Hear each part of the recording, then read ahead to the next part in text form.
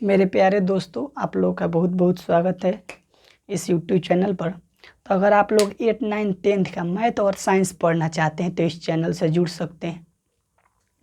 तो चलिए हम आज लाए हैं क्लास 10 का एक्सरसाइज 1.3, जिसमें सिद्ध करने के लिए दिया रहता है। √5 को सिद्ध कीजिए, √2 को सिद्ध कीजिए कि यह एक अपरिमेय संख्या है। तो देखिए, इसमें जो भी दिया रहे उसके विपरीत मानिए। √5 एक अपरिमेय संख्या है, तो मानिए अपने से कि √5 एक परिमेय संख्या है। ठीक है, तो चलिए मानते हैं। माना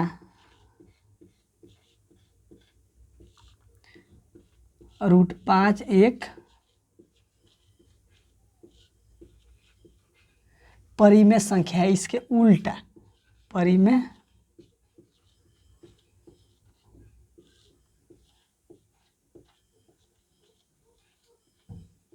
संख्या है। मान लिए परिमेय संख्या है, तो अब तो आप लोगों को इतना तो मालूम होगा कि परिमेय संख्या को किस रूप में लिखा जाता है। किसी भी परिमेय संख्या को P/Q के रूप में लिख सकते हैं। जब बोल दिए कि ये परिमेय संख्या है तो इसको हम P/Q के रूप में अवश्य लिख सकते हैं। तो बोले कि √5 एक परिमेय संख्या है तो इसको P/Q के रूप में लिख सकते हैं। अतः √5 बराबर P/Q के रूप में अवश्य लिख सकते हैं कि नहीं? आराम से लिख सकते हैं, P/Q। इसको बोलिए कि समीकरण 1 है। अब समीकरण 1 क्यों माने इसको बताएंगे। P/Q, ये दोनों जो संख्या है, जो P/Q, जो P के जगह पर कोई संख्या लिखेंगे, Q के जगह पर कोई संख्या लिखेंगे, ये दोनों सह अभाज्य पूर्णांक है। क्या है? P व Q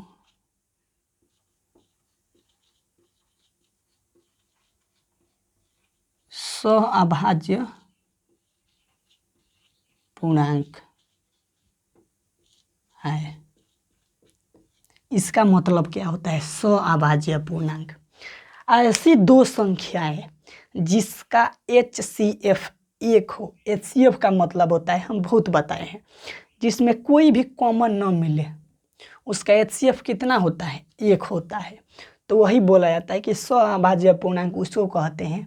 ऐसी दो संख्या जिसका HCF 1 हो, यानी वो दोनों संख्या किसी भी संख्या से कटना नहीं चाहिए, एक के अलावा। एक को छोड़ दिए जो किसी भी संख्या से वह संख्या नहीं कटेगा। सहभाज्य में जैसे दिखाते हैं आपको, 4 हो गया, 5 हो गया। देखिए इसका और इसका HCF जब निकालिएगा तो 1 होगा। कैसे? ये किसी भी संख्या से नहीं कटेगा। जब कोई संख्या किसी संख्या से न कटे तो उसका HCF 1 होता है। या बोलिए 7 बोलिए, 9 बोलिए, ये भी एक दूसरी संख्या से नहीं कटेगी, किसी एक संख्या से नहीं कटेगा। या 12 बोल दीजिए, 17 बोल दीजिए, ये भी सह अभाज्य है। ये भी किसी एक संख्या से नहीं कटेगा, एक के अलावा। इसका मतलब जिसका HCF 1 हो वही सह अभाज्य पूर्णांक होता है। या यहाँ पर यह भी लिख सकते हैं, इसका HCF कितना होगा? 1 होगा। इसका HCF कितना होगा? 1 होगा। यानी P व Q का जब HCF निकालिएगा तो 1 होगा। सहभाज्य का मतलब पूरा क्लियर हो गया। अब देखिए समीकरण 1 को दोनों पक्षों में वर्ग करने पर ये दोनों तरफ स्क्वायर करना पड़ेगा। ये सब अपने से करना पड़ता है, कैसे कि सिद्ध करना है। सिद्ध करने में कुछ दिया रहता नहीं है। तो दोनों पक्षों को वर्ग करने पर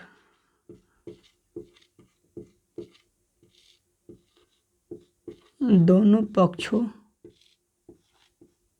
में वर्ग करने पर अब दोनों को स्क्वायर करते हैं, रूट चढ़ाते हैं। तो आपको मालूम है कि किसी भी संख्या का अगर रूट रहता है, जब उसका वर्ग कीजिए, स्क्वायर कीजिएगा तो रूट हट जाता है। तो यहाँ से तो रूट हट जाएगा। √5 है, जब √5 को स्क्वायर में लिखिएगा, √5 को इसका स्क्वायर करिएगा तो स्क्वायर से रूट कट जाता है। सही, तो बचेगा क्या? केवल 5। तो यहाँ पर केवल 5 लिख दें, या दोनों को स्क्वायर करके लिखते हैं। दोला है, दोनों तरफ वर्ग करने पर तो इसका भी वर्ग कर दिए और बराबर के बाद पी स्क्वायर बटा क्यू स्क्वायर का भी वर्ग कर दिए। कोई दिक्कत नहीं यहाँ तक। जो दिया था उसका उल्टा मानिए, अपरिमेय बोला था परिमेय मानिए। आप परिमेय संख्या को पी बटा क्यू के रूप में लिख सकते हैं, तो पी बटा क्यू के रूप में लिख दिए। समीकरण 1 मान लिए। यहाँ पी व क्यू जो है, पी व क्यू स्वअभाज्य पूर्णांक है, यानी इसका HCF 1 होगा। इसमें कोई भी संख्या से ये दोनों नहीं कटेगा, इसका HCF 1 होगा। दोनों पक्षों में वर्ग करने पर दोनों पक्ष में वर्ग कर दिए। अब √5 का स्क्वायर होता है 5 अब बराबर पी स्क्वायर बटा क्यू स्क्वायर। इतना तक कोई दिक्कत नहीं। Q square. अब तिरछा तिरछी गुना करने आता है, कैंचा कैंची जिसको बोला जाता है, ऊपर नीचे, यानी क्यू स्क्वायर को 5 से गुना कीजिए और नीचे कुछ नहीं है तो पी स्क्वायर से 1 से गुना कीजिए। तो क्यू स्क्वायर में जब 5 से गुना करेंगे तो हो जाएगा 5 क्यू स्क्वायर। अब बराबर इधर बच जाएगा पी स्क्वायर। यहाँ तक कोई दिक्कत नहीं। तिरछा तिरछी गुणा कर दिए। क्यू स्क्वायर में 5 से गुना तो 5 क्यू स्क्वायर, पी में 1 से गुना तो पी स्क्वायर। यहाँ तक कोई दिक्कत नहीं। अगर हमको क्यू का मान निकालना है तो जो यहाँ पर गुना है ये कहाँ चला जाता है, भाग में चला जाता है। इतना तो आप लोगों को मालूम होगा कि किसी भी संख्या का अगर मान निकालना है तो उसको छोड़ के बाकी सबको हटाना पड़ता है। अगर प्लस में रहे तो माइनस में जाएगा, गुना में है तो भागा में जाएगा, भागा में है तो गुना में जाएगा, और गुना में है तो भागा में जाएगा। सबका उल्टा होता है, प्लस में रहेगा तो माइनस में, गुना में रहेगा तो भाग में जाएगा। तो यहाँ पर क्यू का मान अगर निकालना हो हमको तो क्यू स्क्वायर बराबर क्या होगा, पी स्क्वायर बट्टा में 5 चला जाएगा कि नहीं। ये गुना में है तो कहाँ जाएगा, बट्टा में जाएगा। यहाँ तक कोई दिक्कत नहीं। स्क्वायर बोला कर दिए, तिरछा तिरछी गुणा बोला तिरछा तिरछी गुणा करके लिख दिए। अगर क्यू का मान निकालना है तो ये गुना में है तो भाग में चला गया। अब यहाँ पर एक कंसेप्ट आता है कि यहाँ पर कुछ भाषा लिखना पड़ता है, भाषा लिखा हुआ रहता है, तो उस भाषा को समझिएगा कैसे लिखा जाता है। देखिए, हम बोले कि पी स्क्वायर जो है वो 5 से विभाजित है, और कितना बार विभाजित है तो क्यू स्क्वायर बार विभाजित है। कहने का मतलब है जो पी स्क्वायर है वो 5 से कटेगा। मान लीजिए यहाँ पर कोई संख्या लिखते हैं, मानिए यहाँ पर कोई संख्या लिखे 25, अब 5 से भाग दिए, दे दिए, कितना बार में कटेगा, 5 बार में कटेगा। तो यही 5 ना यहाँ पर लिखा जाएगा, या इसी को हम लोग इधर लिखते हैं। कितना आंसर आएगा इसका, 5। तो इसका हल जो निकलता है वही ना यहाँ पर लिखा जाएगा। यहाँ लिखिए, या बराबर में इधर भी लिख सकते हैं, 5 बार में कटा तो 5। सेम वैसे ही यहाँ पर पी स्क्वायर है, अगर 5 से भाग दीजिएगा, इसका कुछ मान रख के यहाँ पर 5 से भाग दीजिएगा तो क्यू स्क्वायर बार में कटेगा। क्लियर। पी स्क्वायर जो भी है उसको 5 से भाग देने पर क्यू स्क्वायर बार में कटता है। इसका मतलब जो पी स्क्वायर है वो 5 से कटेगा, फिक्स। यहाँ तक कोई दिक्कत नहीं। तो यहाँ पर हम लिख सकते हैं, यहाँ ये भाषा बहुत ज़रूरी है। यहाँ पी स्क्वायर 5 से विभाज्य है, यहाँ तक कोई दिक्कत नहीं। जो पी स्क्वायर वो 5 से विभाज्य है। अब एक बात देखिए, यहाँ पर एक और यहाँ पर लाइन लिखा जाता है, उसको लिख देते हैं फिर समझाते हैं। अतः 5 पी को भी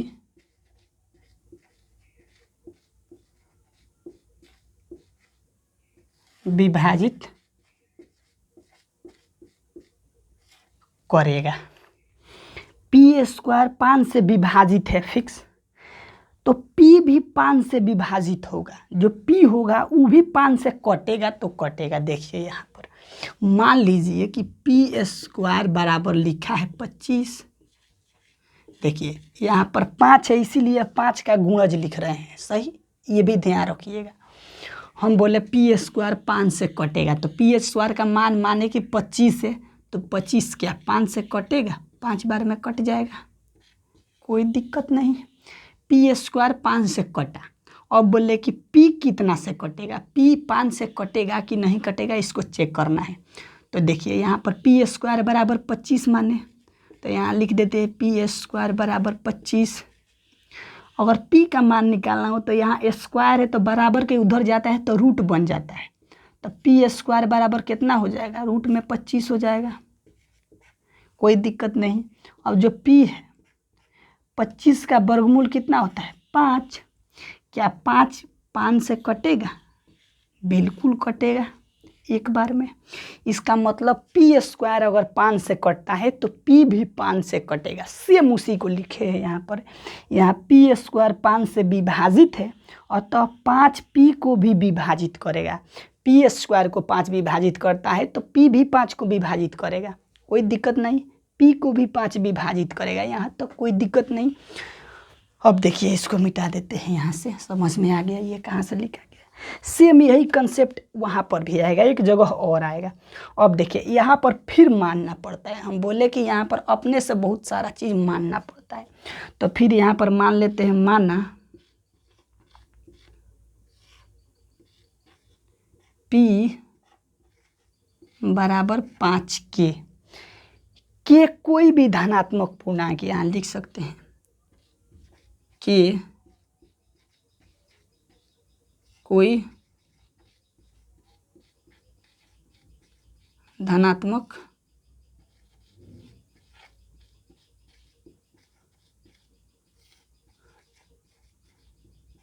पूर्णांक है। धनात्मक पूर्णांक का मतलब क्या हुआ अभी बताते हैं। पी कोई भी संख्या है, जब उसको 5 से भाग दीजिएगा तो के स्थान पर कुछ ना कुछ आएगा, कोई दिक्कत नहीं। हम मान लिए p बराबर 5 के, अगर मानते हैं यहाँ p का मान कोई संख्या है, यहाँ पर मानते हैं p का मान 10 है, तो जब इसको 5 से भाग दीजिएगा तब 5 गुने 2 आएगा। k का मान कितना आ गया, 2 आ गया। या p का मान अगर हम 25 मानते हैं, 5 से भाग दें तब 5 25, ये 5 तो सेम रह गया। ये है p का मान, p बराबर 5 के बोले ना, तब p का मान 10 है तो 5 के 5, k का मान 2 आ गया, यहाँ पर k का मान 5 आ गया। यानी k कोई भी धनात्मक पूर्णांक हो सकता है, यहाँ तक कोई दिक्कत नहीं। अब चलिए,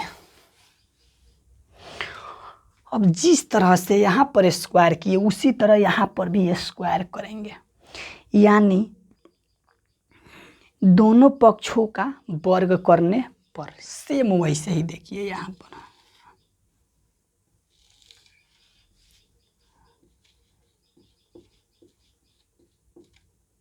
दोनों पक्षों को वर्ग करने पर, दोनों को वर्ग करते हैं यानी पी स्क्वायर बराबर हो जाएगा, इसका स्क्वायर होगा इसका स्क्वायर होगा, यानी पी स्क्वायर बराबर 5 के स्क्वायर करिएगा तब 25, के स्क्वायर करिएगा तो के स्क्वायर, यहाँ तक कोई दिक्कत नहीं। इसको दोनों पक्षों में वर्ग किए तब पी का स्क्वायर तो पी स्क्वायर, 5 के स्क्वायर 25, के स्क्वायर तो के स्क्वायर। अब देखिए यहाँ पर जो p है इसका मान पुट कर दीजिए, देखिए यहाँ पर किधर हो p का मान निकाले होंगे, पी स्क्वायर के मान, देखिए यहाँ पर पी स्क्वायर का मान निकाल के रखे हुए हैं, इसीलिए निकाले हैं। और पी स्क्वायर के जगह पर कितना रख सकते हैं, 5q स्क्वायर रख सकते हैं, तो यहाँ पर रख देते हैं 5q स्क्वायर बराबर 25 के स्क्वायर। यहाँ तक कोई दिक्कत नहीं, थोड़ा सा भी पी एस दोनों वर्ग किए तो पी स्क्वायर बराबर 25 के स्क्वायर, और पी स्क्वायर का मान यहाँ पर निकाले हैं 5q स्क्वायर, तो पी स्क्वायर जहाँ पर है वहाँ पर 5q स्क्वायर रख दिए, बराबर में 25 रख दिए, यहाँ तक कोई दिक्कत नहीं। अब अगर k का मान निकालना हो तो ये गुना में है तो कहाँ जाएगा, बटा में जाएगा, तो के बराबर देखिए के स्क्वायर बराबर ई रहेगा 5q²। अब बाटा में क्या चला जाएगा 25। देखिए के स्क्वायर का मान निकालना है तो इसके बाटा में नहीं चला जाएगा। यहाँ पर देखिए इसको समझाने के लिए इस लाइन को देखिए यहाँ पर लिखते हैं, इसको पहले लिख देते हैं 25k²। अब बराबर में लिखा है 5q²। अगर इसका मान निकालना है तो ये कहाँ जाएगा बाटा में जाएगा।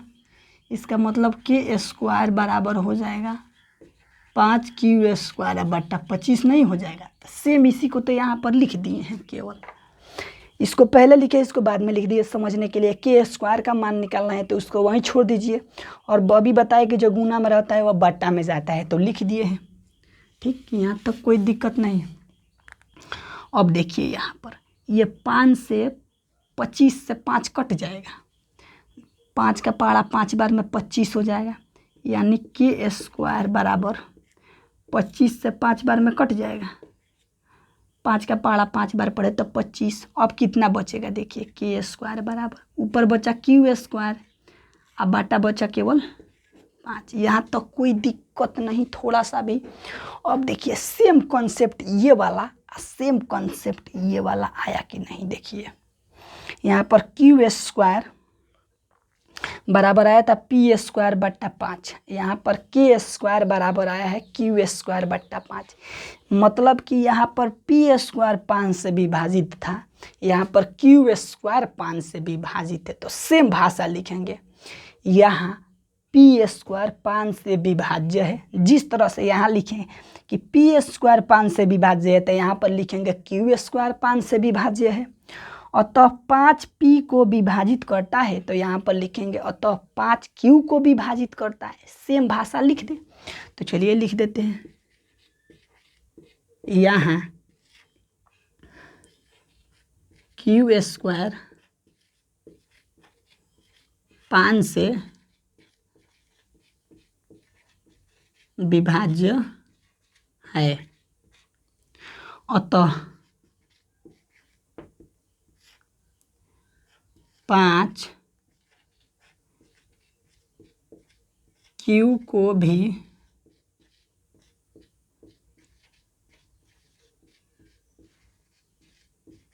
विभाजित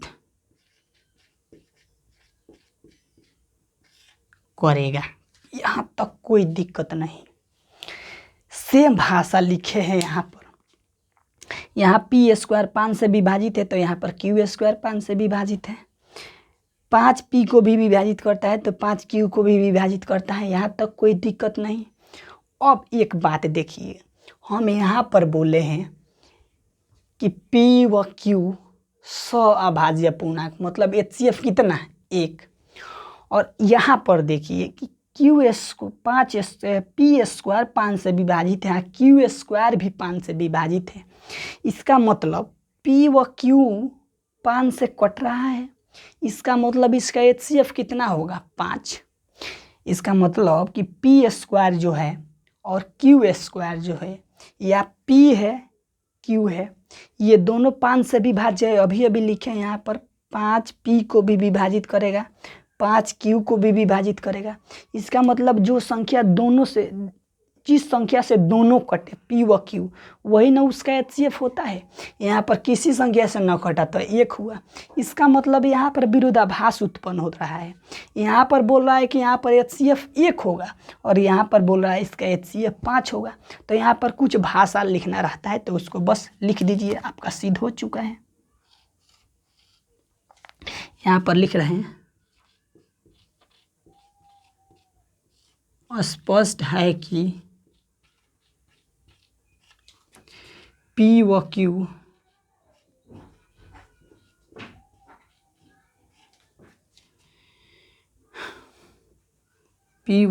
का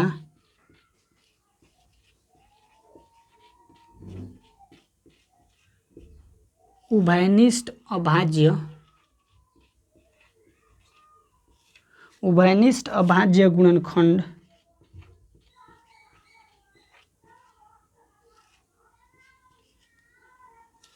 गुणनखंड 5 है। जबकि हमने कितना माना था, हमने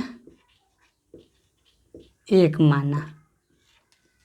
यहाँ तक कोई दिक्कत नहीं है। स्पष्ट है कि P व Q का उभयनिष्ठ अभाज्य गुणनखंड 5 है, यानी दोनों में 5 मिल रहा है, जबकि हमने 1 माना। तो इस भाषा को हम यहाँ लिख देते हैं, हमने 1 माना, अर्थात यहाँ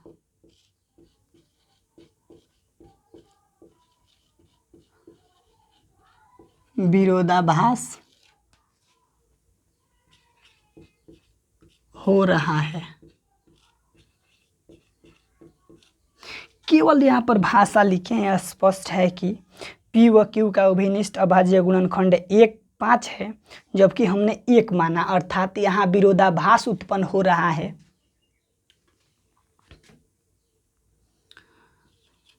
अतः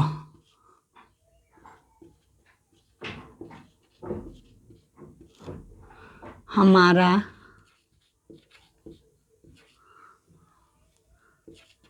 मानना गलत है कि √5 एक परिमेय संख्या है। अब ओरिजिनल लिखेंगे, अतः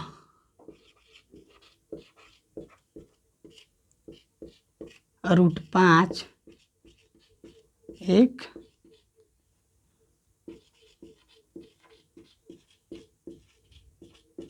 अपरिमेय संख्या है। बस यहाँ तक कोई दिक्कत नहीं होना चाहिए आप लोगों को।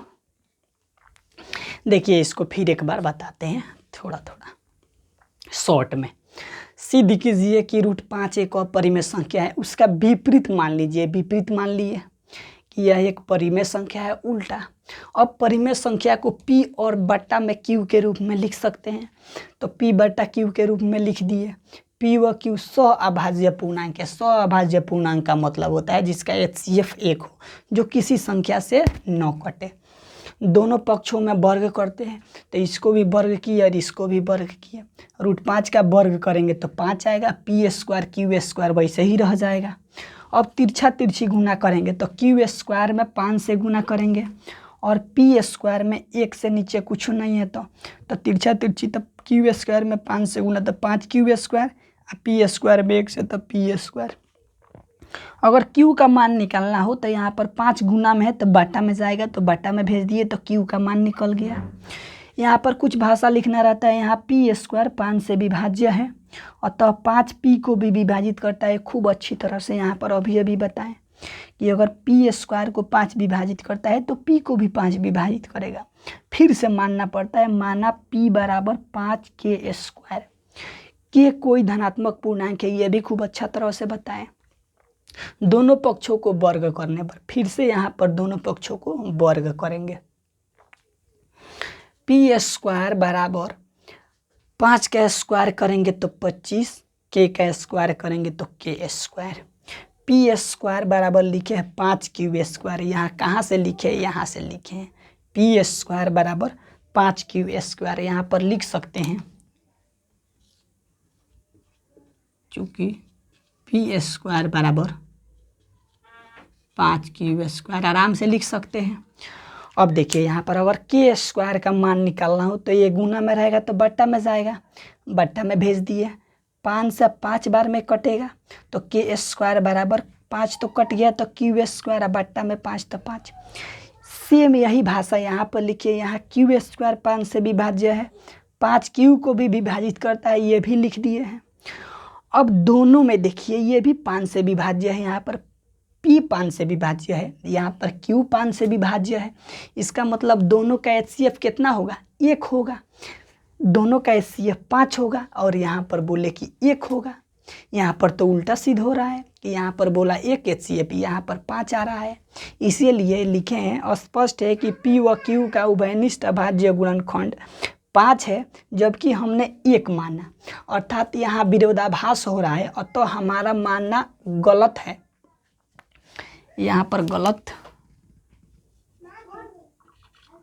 गलत है कि √5 एक परिमेय संख्या है, अतः √5 एक अपरिमेय संख्या है। हम बोले थे कि परिमेय संख्या है, तो ये तो गलत हो गया। तो क्या होगा, अतः √5 एक अपरिमेय संख्या है, सिद्ध हो गया। अब देखिए यहाँ पर, अगर यहाँ पर 2 रहता तो यहाँ पर 2 रहता, यहाँ पर 2 रहता, यहाँ पर 2 रहता, यहाँ पर 2 रहता, यहाँ पर 2 रहता, यहाँ पर 2 रहता, यहाँ पर 2 रहता, जहाँ जहाँ 5 है वहाँ पर 2 रहता। केवल यहाँ पर जब स्क्वायर करते यहाँ पर भी 2 रहता, तो यहाँ 5 के स्क्वायर 25 हुआ, तो यहाँ पर 2 के स्क्वायर 4 होता। अगर 3 रहता तो 9 होता। तो जब 4 होता तो यहाँ पर भी 2 रहता, यहाँ 2, तो यहाँ 2, यहाँ 4, ये भी 2 से करता तो 2 आता, यहाँ पर 2 आता, यहाँ पर भी 2 आता, यहाँ पर भी 2 आता, यहाँ पर भी 2 आता। सेम वैसे ही √5 जैसे सिद्ध किए वैसे ही √2 सिद्ध कीजिए और √5 सिद्ध कीजिए। देखिए ये 10th में 5 नंबर का आता है। अगर ये पूरा लिखते हैं, पूरी भाषा को लिखते हैं, सेम वैसे लिखते हैं, पूरी भाषा को लिखते हैं, तो आपको 5 का 5 नंबर मिलेगा। ठीक है, ये फिक्स रहता है कि आता है ये आएगा, या एक 3 नंबर का आता है। जैसे में 3 + 2 √5 हो गया, 7 + 3 √2 हो गया, ये भी सिद्ध करने वाला आता है। तो एक ही क्वेश्चन था इसमें, इसके बाद है 2 + √3 सिद्ध कीजिए, तो वो बिल्कुल हल्का रहता है, इसके आधा रहता है, इसीलिए वो 3 नंबर का आता है। तो चलिए उसको देखते हैं इसके आगे, लेकिन उसको समझने के लिए कुछ बेसिक जानकारी बहुत ज़रूरी है। ठीक है, तो उस बेसिक जानकारी को देखेंगे, उसके बाद उसको सिद्ध करेंगे। ठीक है, यहाँ पर कोई दिक्कत नहीं होना चाहिए। तो चलिए ठीक है, अगर आप लोगों को ये क्लास अच्छा लगता है तो चैनल को सब्सक्राइब कीजिए, शेयर कीजिए और कमेंट कीजिए। तो चलिए ठीक है, आगे देखते हैं।